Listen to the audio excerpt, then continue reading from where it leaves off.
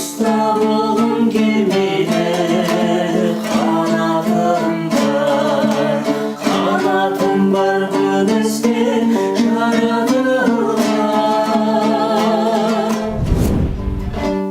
Жұртын жиып той қылып, аққа белін шешіпті. Пайғамбар құда несіпті. Құртқа сынды сұлуды, қобландыдай батырға берейін деп жатқанын 45 кез қызылер хабарын мұның есітті. Меніменен күресіп, жықсалар десіпті.